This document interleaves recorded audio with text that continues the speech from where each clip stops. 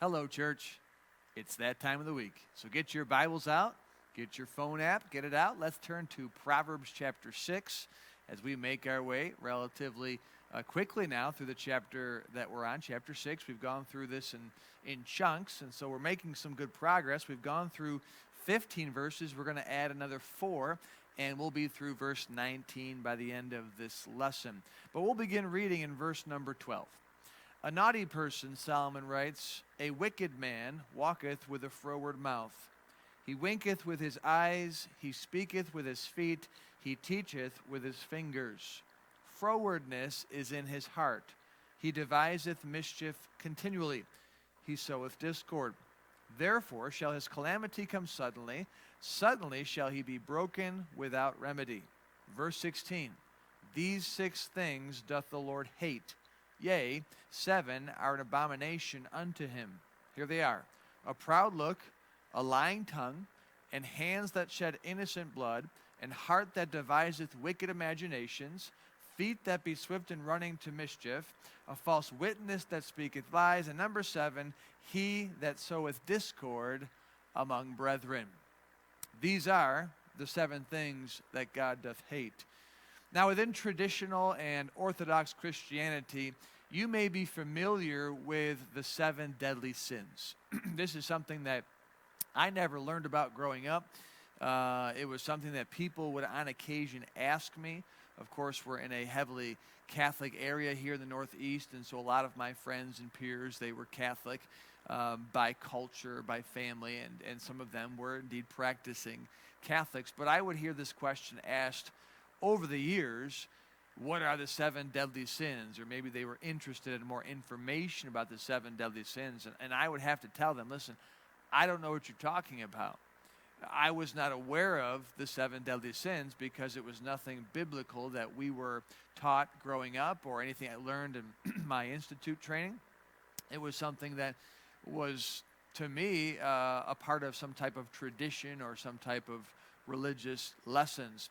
And if you look into it, it is indeed a widely taught thing that there are these 7 cardinal sins, these 7 sins that they call deadly, and they are pride, greed, wrath, envy, lust, gluttony, and slothfulness. And maybe that's why I didn't know about them. In our Baptist circles, we like to eat. Maybe gluttony just really stepped on some toes here. I don't know.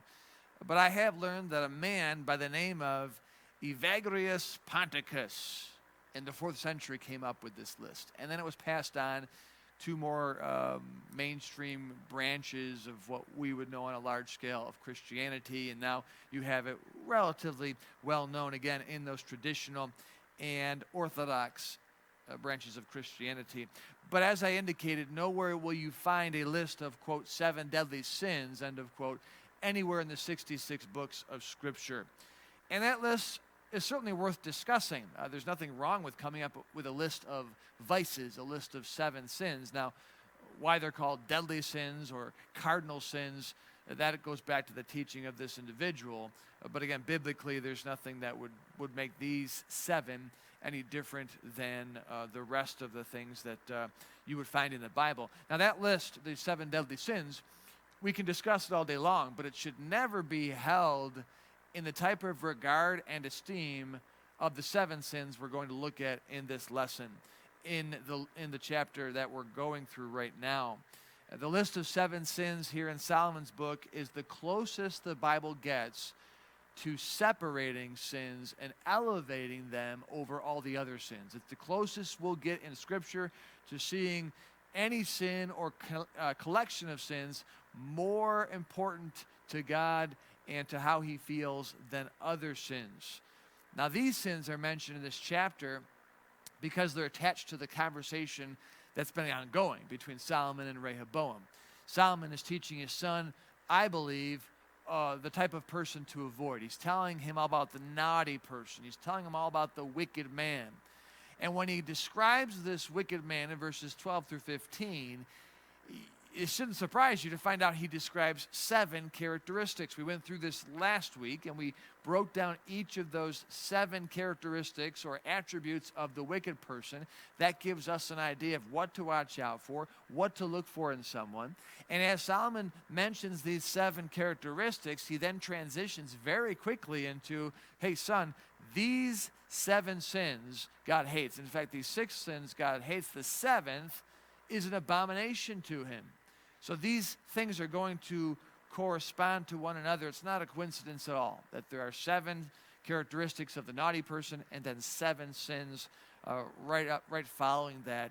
And eventually we can conclude then that a wicked person shows us everything God doesn't like. He shows us what it looks like to possess all the 7 chief sins. The first one we see in the passage is a proud look.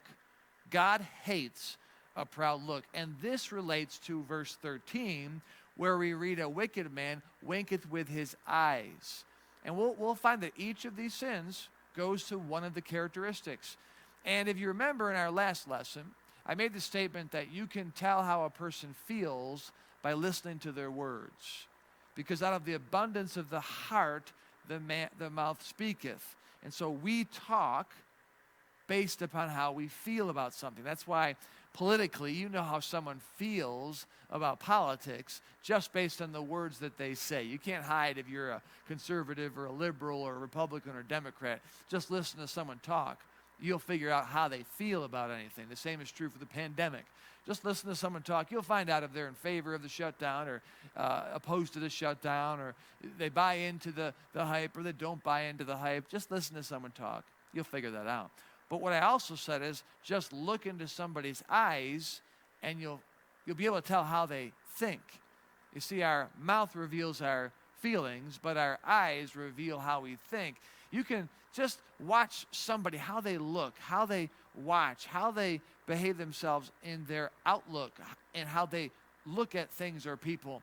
You can have a pretty good idea of what they're thinking, cynically or optimistically, or if they're interested in you or if they're disinterested in you. It's all about the eyes. We see this in our spouses, in our kids, in our parents. It just takes a look to know what someone is thinking on a general scale. And so when it comes to a proud look, this naughty person winketh with his eyes. He's communicating with his eyes. He's doing so arrogantly. He's doing so proudly.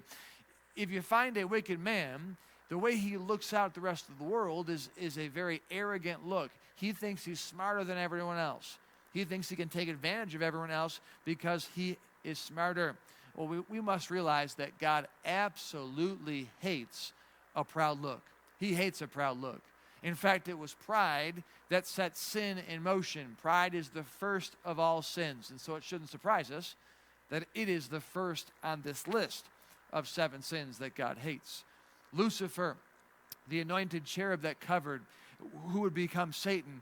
Lucifer was the anointed cherub. He was above God's throne, and he was soaking in all the glory of God's light and then publishing it throughout eternity. I believe he was made up of all these beautiful stones, and so he was a kaleidoscope, if you would, of God's glory.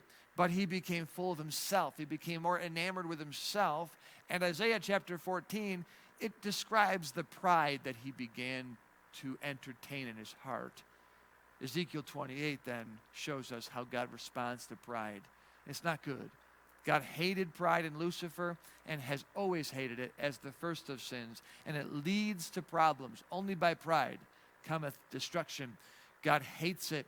In fact, Jesus describes Satan as lightning falling from heaven.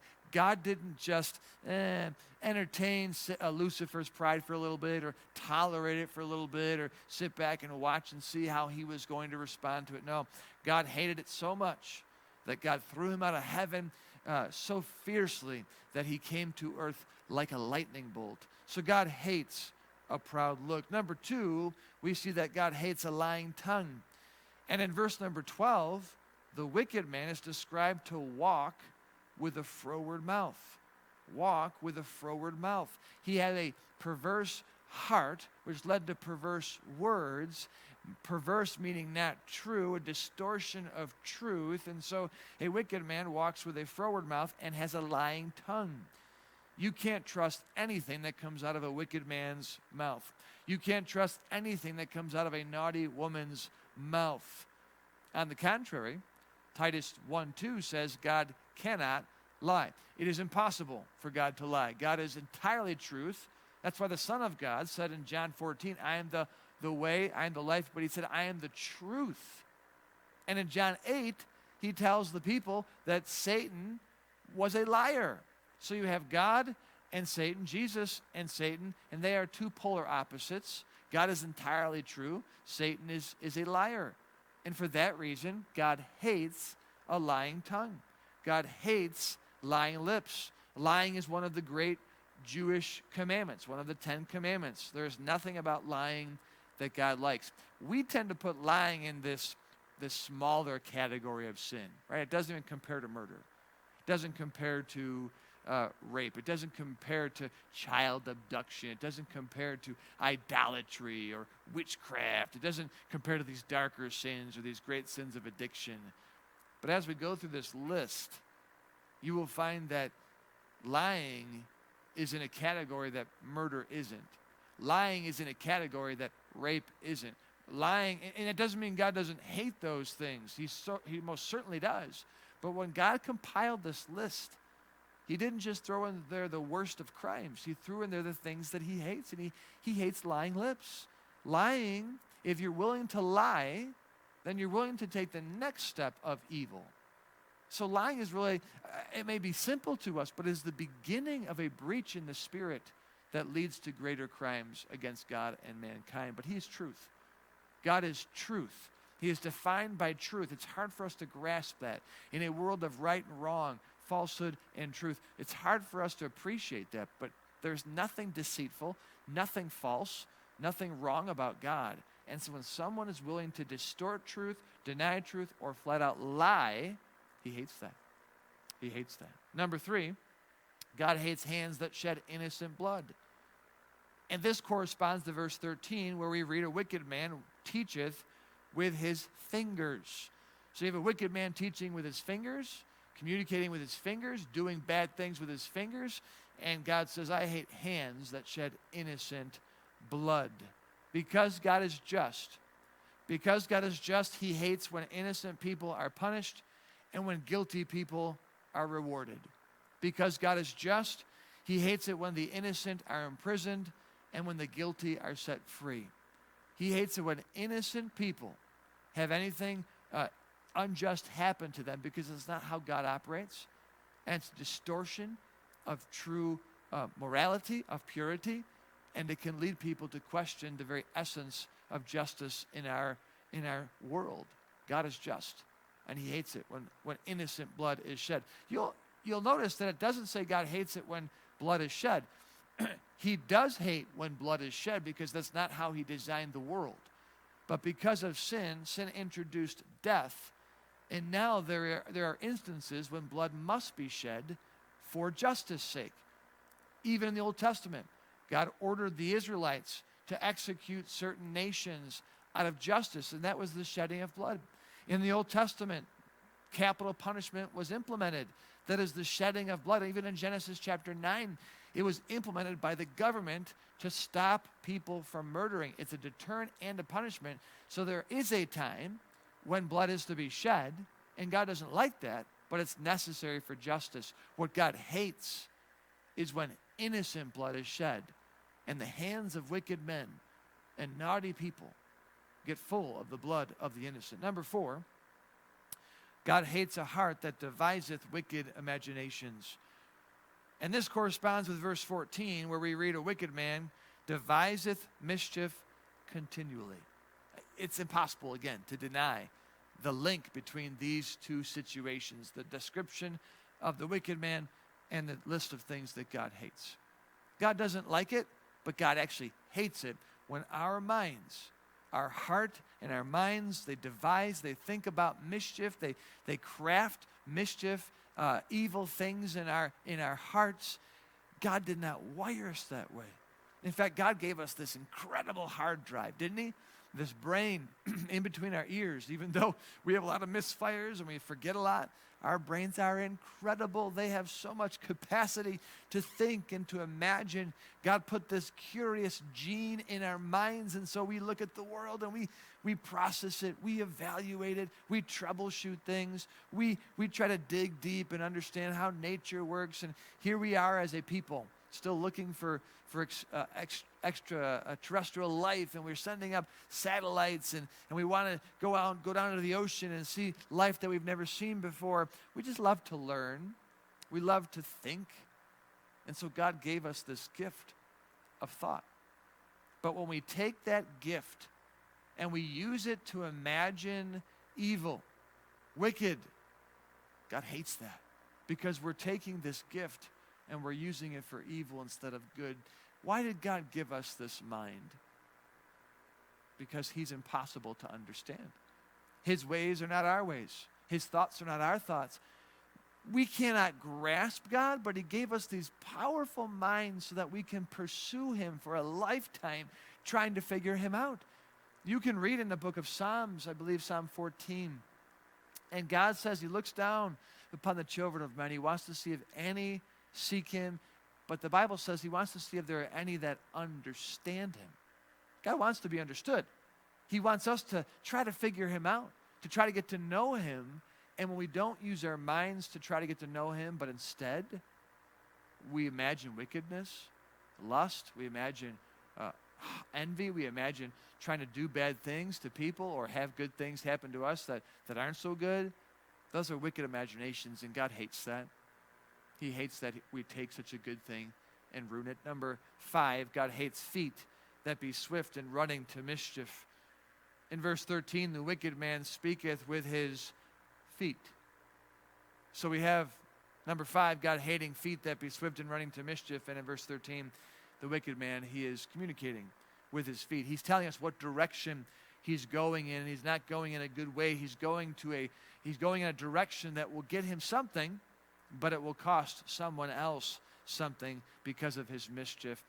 We should take note in this list so far, having gone through 5, that God has not yet mentioned a sin that, shall I say, comes easy to us.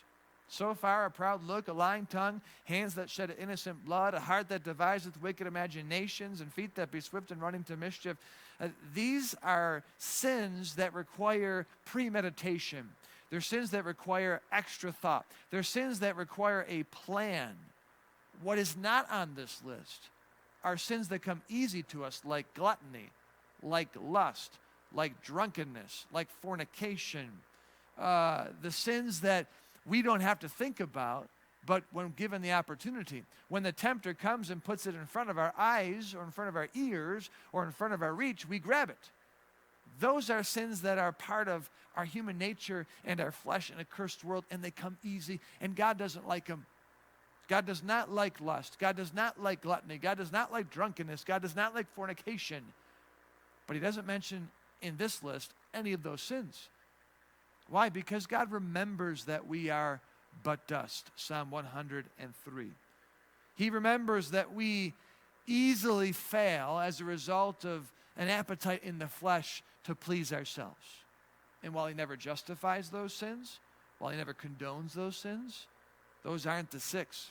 Those aren't the 7 that are on this list of sins that God vehemently hates. No, he hates feet that be swift in running to mischief, because it's not a temptation to go and cause trouble. It's not a temptation to go and harm somebody. It's not a temptation to go and do bad things to people. If you're going to do that, that takes a lot of effort. It takes a lot of premeditation. It takes a lot of planning in your mind. You need to preconceive these things. God hates that. Number 6, of all the sins that God hates, he hates a false witness that speaketh lies. It's interesting. There are 2 things that Solomon described about the naughty person that had the same vice. There was a word he used to describe 2 things, and that word was froward. In verse number 14, we read that a wicked man had frowardness in his heart. Yet in verse 12, a froward man walketh with a or a wicked man walketh with a froward mouth. So there's that word froward that shows up twice in a description of a naughty person. Well, what do we find showing up twice in the sins that God hates? Of the 7, frowardness twice. Of the 7 sins, lying twice. Perversion in the heart leads to perversion in the mouth. God hates a perverse heart and a perverse mouth.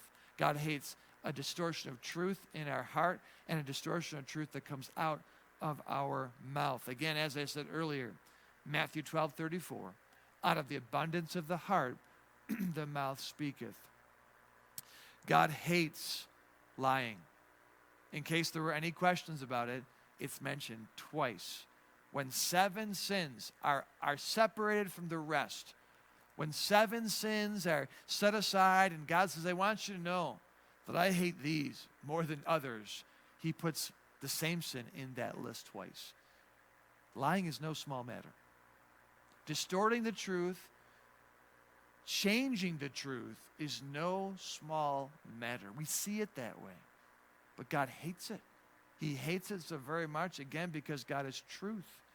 Now, this one says, in verse number 19, In verse 19, it is not just lying, but it's a false witness that speaketh lies. And that's an important distinction. Lying is always bad. Lying always leads to bad things. But a false witness that speaketh lies would go back to that justice element. A witness is someone who is saying, I saw this, or I heard this, or I can corroborate what happened. And in the court of law, if a witness speaks lies, a just man could be punished for the wrong crime.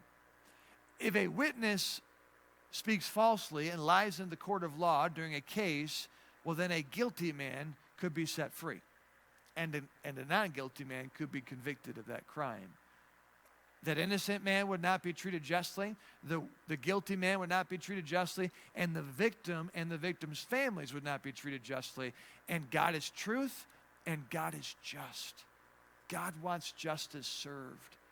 And if a false witness undermines that effort and execution of justice, well, then God hates that, because God is good.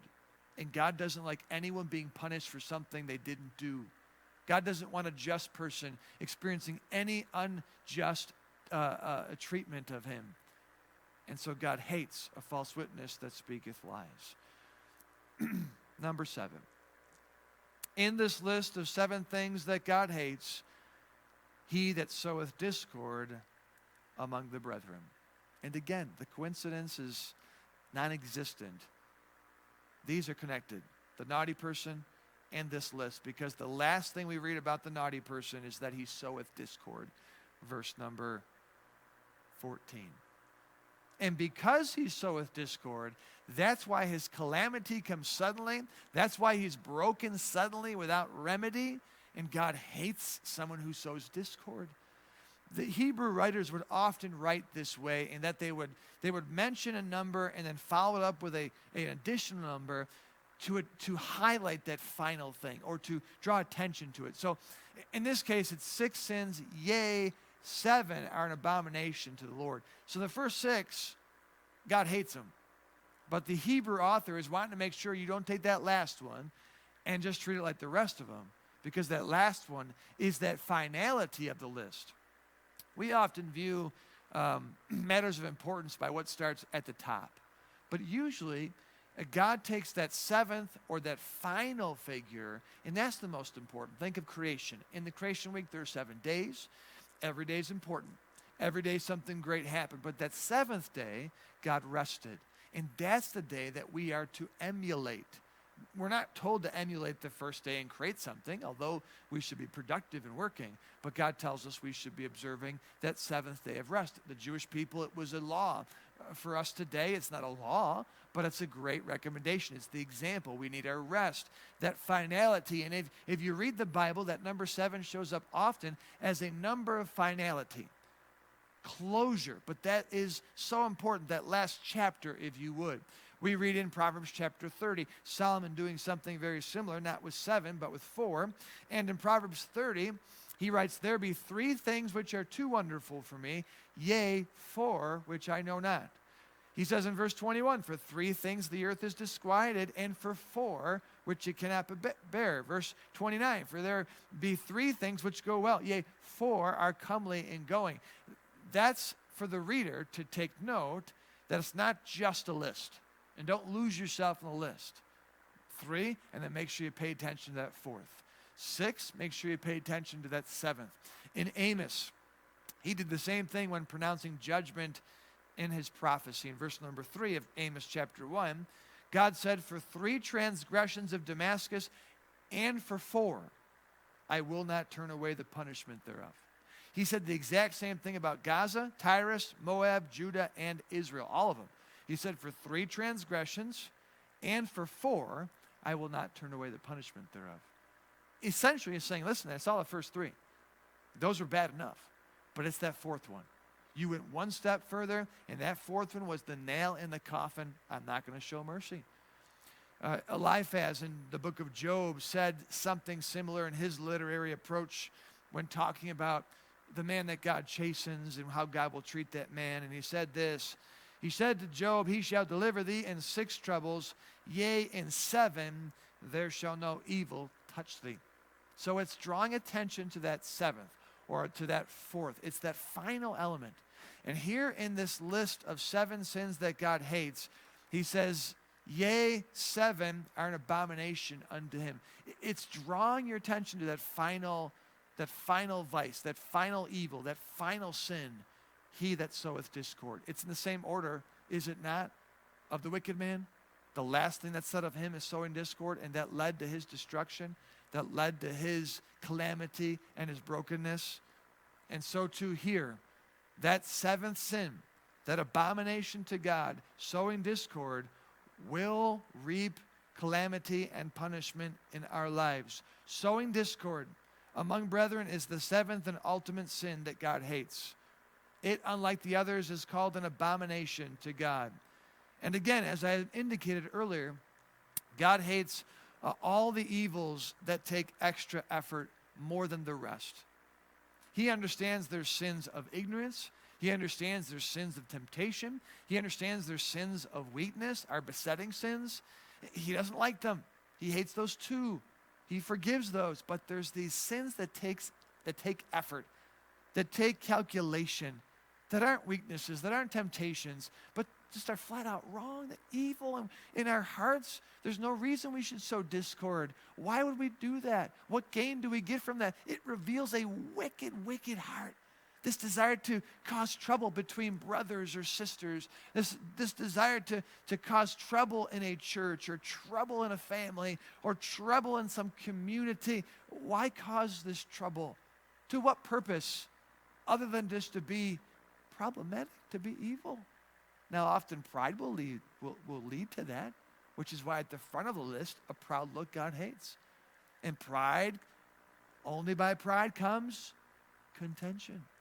So it starts with Lucifer, and it ends with the trouble, the reckless trouble that God so dearly hates. We have a hard enough time resisting natural temptations in our world, do we not? Yet when someone goes out of their way to intentionally provoke someone to anger, to wrath, to stir up envy and bitterness, to stir up all kinds of hard feelings and arguments and strife, oh, does God hate that? For whatever reason, sowing discord is an abomination to God. It doesn't matter why. Sowing discord over political views, that's an abomination to God. Sowing discord over money, that's abomination to God. Sowing discord over doctrine is an abomination to God. Sowing discord over romance or friendship or some type of logistical planning or a party or social media dilemma, whatever the reason for sowing discord, God hates it and it's an abomination to him. Now I want to conclude with something I think that is even more important than this list of 7 evils. Certainly a lot more could be said about each of these. We could dissect them. You could spend easily a lesson on each of them. But what I think it's important to point out in this devotion is that we must appreciate the feelings that are represented in this list.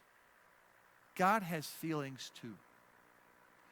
We make the mistake, I think, just a natural view or impression we have of God, because he's perfect, because he's not bound by time, because he's not human.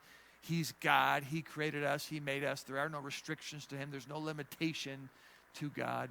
We have this mistake of misunderstanding God and treating him like a computer, that he is without emotion, that he calculates right and wrong, and there's nothing in between, that there's good and bad and no degree of good or bad. We often forget that God has feelings too. He is an emotional deity. He is an emotional God that has preferences just like we do. We came from God. We have the emotional tendencies of our own God. He experiences love. He experiences anger.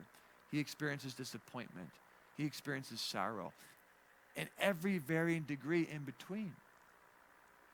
For those Star Trek listeners among us, the old TV series that would have been when I grew up in the 90s, it was a great series. And back then it was clean, so you could watch it. And I remember my father and I would watch this show over the course of time on occasion. There were many seasons, I believe.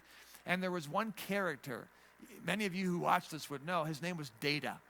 Data was an android that had life-like or human-like characteristics. So he was a person, but a machine.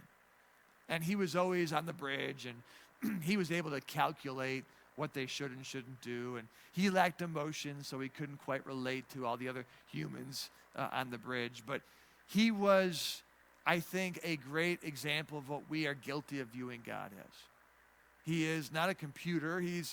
We have his image, and he can communicate and he can relate to us, but he's not us. He's perfect, and so he sees the world like a computer or a robot or a droid would see it. God is not that way. God is not that way at all.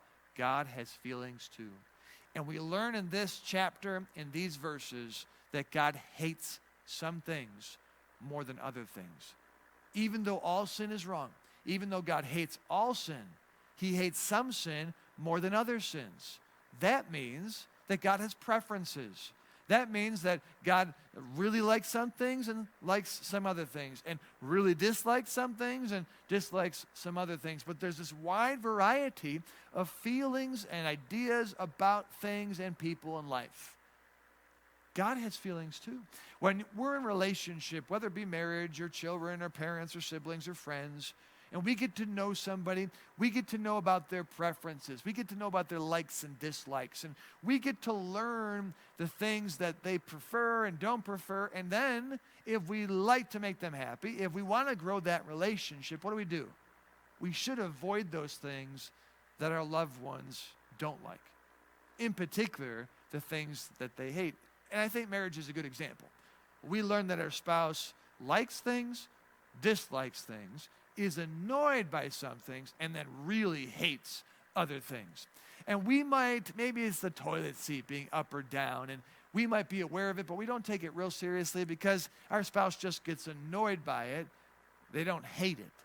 And so we don't do too much to change that. But if we know our spouse hates something, it just gets their blood curdling, and they can't stand, or blood boiling, they can't stand something that we do or someone else does, and if we do it or someone else does it, well, then it causes all kinds of trouble, and it causes all kinds of grief for the relationship, and that person's day is ruined. And so what do? If we know they hate it, we avoid it. Now, there are things I hate that my wife knows, and so she won't do it. You know, early on in our relationship, she may have put a pickle in front of my face thinking that'd be funny. Well, she knows I hate that, and so she will never do that. Why? Because she doesn't want to upset me or put any tension in our relationship, and that's great, and I appreciate that. Point being, there are things we learn about each other, and when we hate something, we should avoid it, or the other person should avoid it to help cultivate the relationship. God has feelings too. So we should do the same with God. we should use our minds that he gave us to get to know him, to understand him, to discover him. And as we discover him, we'll learn that he has preferences, and we'll learn here in the Bible that he hates 7 things more than anything else. And so what should we do? We should avoid doing these 7 things. We're going to have our struggles. We're going to have our problems. But these 7 things, all of which take effort, all of which take a mind to think about them and then commit the evils, we should stay far away from these things for the sake of our relationship. We shouldn't anger God with things that he hates. We should respect the way he feels and the way he thinks. And these evils, in particular, sowing discord among the brethren, we should so distance ourselves from it. Why? Because our God, the God who saved us, the Father who raises us, the provider who gives to us, hates us who sow discord among our brethren. It's an abomination to him. He hates lying lips. He hates feet that run to mischief. He hates a proud look. So we should take these things that much more serious because God has feelings too.